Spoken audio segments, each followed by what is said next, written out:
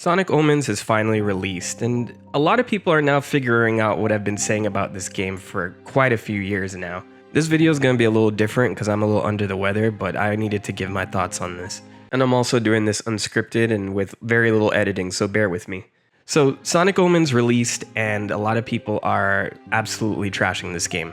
And I just wanted to send a message to the overall Sonic community and also like the indie game community, because I think we, like as an internet culture, have moved on to this type of YouTube content in particular, where we just love to say how bad things are, or if something's popular, I have to pick it apart piece by piece. And people are entitled to do that. It's just when we do have extreme thoughts about certain types of media, you know, people tend to brigade the creators or the developers behind it like they committed some type of crime. But with that said, there is a lot of controversy surrounding the developers of Sonic Omens, with a document coming out on Twitter by a user named Farkle, with them going on to say that the developers have been involved in a great amount of harassment against fans or groups who have any type of criticisms towards Sonic Omens, and even goes further to say that the composer for the music in the game has plagiarized music from other video game titles. So I find it pretty interesting that even with all the backlash coming out on Twitter, there's even more controversy surrounding Ouroboros Studio,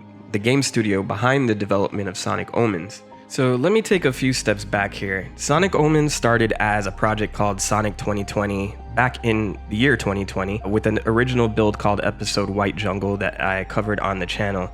If you go back a couple of years on my content, you'll see my gameplay there. And I was quite frustrated with it, you know, because it looks so good. I was like, I have to check this out. And once I got my hands on it and started playing it, I immediately understood that this was not, this was not my cup of tea. And I understand what the devs were trying to do. They were trying to make a 3D Sonic game that's a little bit more challenging than, the current Sonic 3D action titles that we have out there. And I respect that 100% because I don't think that we're going to get anything too challenging from Sonic Team themselves because, it's oriented to all audiences. So they want to make Sonic titles as approachable as possible. So this fan game was definitely a breath of fresh air to see that people are trying to tackle level design that took Sonic and made it a lot more challenging, and you had to use all the mechanics and everything under Sonic's belt to get to the end of the level. But it wasn't executed properly for me, and there was a lot of glitches, and even overall level design, like you would grab a vine to go swing over to another platform and you would just miss the edge of the platform, so if you're going to leave a vine there, make sure that it clears to the next platform. But all of that aside, I knew immediately that this was not for me. As more time passed, they changed the name to Sonic Omens, and there was another controversy regarding their Patreon, where they were taking donations and people were wondering if they're monetizing Sonic content. This is where they would lose a lot of support for the game, as people realized that they were trying to monetize or cash in on the Sonic IP. For Sonic Omens, the dev had a Patreon open for his own personal projects, but there was a moment in time where they needed beta testers for Episode Shadow, which was going to be the second release for Sonic 2020, which eventually would become Sonic Omens, which in their words solved the issue of motivating the testers and gave the developer some guarantee that they wouldn't spoil the content before the release. But this kind of looks like monetizing Sonic content to me. If you're collecting donations with content behind a paywall to access Shadow earlier than the rest of the public, there's some kind of gray area there that kind of looks a little sketchy, and a lot of other people realized that in the community and started calling it out. So as I'm looking at Farkle's document here, it also mentions that Ouroboros could have had involvement in another IP, How to Train Your Dragon, with a fan game known as Dragon of the Edge, stating that allegedly Ouroboros also hid beta content behind a paywall in a Patreon for that fan game prior to Sonic Omens as well. Now, I do have to question the credibility of this document because they haven't really specified who exactly they are, other than a person that was harassed by the developers. And granted, they did provide some proof of that within this document, but I'll leave a link to the tweet in the description so you guys can decide for yourselves.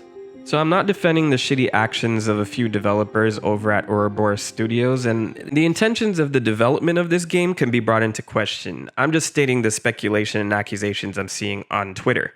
But these developers came together to create this game, and they made animated cutscenes, and they brought in voice acting, and they wrote a story, and I think that honestly, if they're not being paid for that, I mean, maybe donations aside, I commend them for actually finishing this game, because there's a lot of fan games out there that look good in theory, but then the developer drops it because it takes a lot of time. So let's set all the controversy aside for a moment, because I know a lot of people didn't even know about that. I just want to talk about the game itself and Sonic fan games in general, and I'll use Sonic Omens as an example.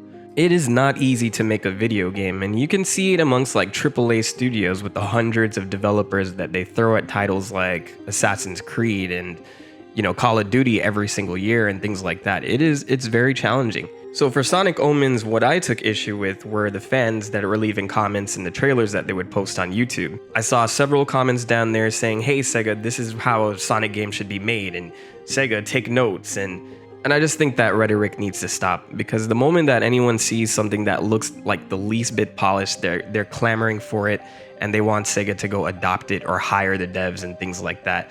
You know, there's some very talented developers out there. I'm not knocking people who make fan games, because there's a lot of great Sonic fan games out there. I think we have the healthiest fan game community out there because Sega encourages it. But I think honestly what Sonic Omens has shown me is that we look at both as kind of one and the same.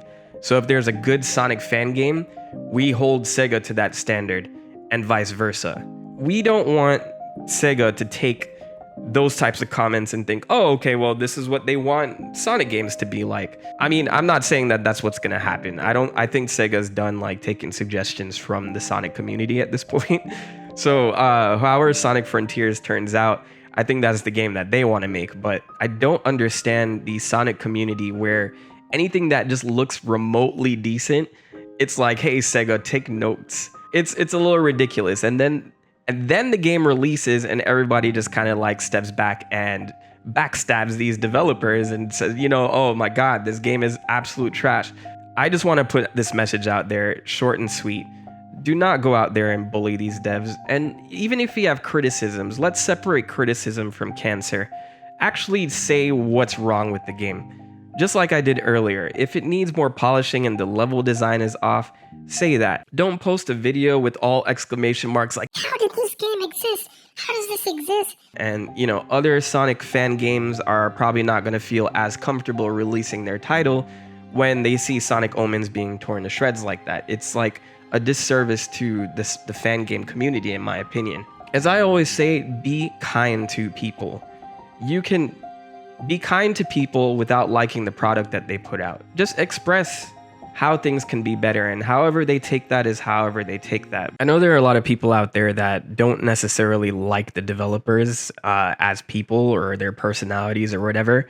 And, you know, that's totally fine too. It doesn't take away from my point, because even bashing this game for no reason or because you don't like the devs, it does affect other people who worked on the game as well, who don't necessarily share the opinions as those developers. So I can't imagine going through all of that and having your game being compared to being called the Morbius of Sonic fan games. I know some of this isn't good fun. I'm not saying that all of those comments are unnecessary. Some of them have gotten like pretty vitriolic, and I think that's going to extend to YouTube, because I know some of you are saying, "Yeah, you're getting these from Twitter. Twitter is just a cesspool like that." Well, yeah. But a lot of those opinions tend to bleed into YouTube, and then you have large creators that come onto YouTube and make videos about, you know, what they've absorbed from Twitter, and then little edgy kids watch this on YouTube and soak it up, and then they start spitting them back out on Twitter and all other forms of media that these little kids interact with. I'm talking to you, kid, listening to this video right now. Be nice to people. I mean, you never know who you're talking to on the other side of your computer screen, you know what I mean? You never know what that person is going through. You never know how far your negative comments can reach them, and we've seen countless examples of this on the internet. So I think it's always best to be kind. Even if you have to critique something, there is a way to deliver that message and be kind while you're providing that critique. So just putting my 2 cents out there. And as for the Sonic Omen devs, maybe Sega will slap them with a big fat lawsuit at the end of all of this, who knows? If you guys are enjoying Sonic Omens, leave a comment below, let me know. I don't plan on playing it. I'm probably not going to play it on stream. I'm just probably going to rest up and, you know, get better and stuff, and probably knock out Xenoblade Chronicles 3. Whoever's playing that too, give me a heads up in in the comments section. Anyway, I just want to get that message out there. Be kind, everybody, and, take care of yourselves. This is the Men Talk signing out. The Prophet has spoken. Later.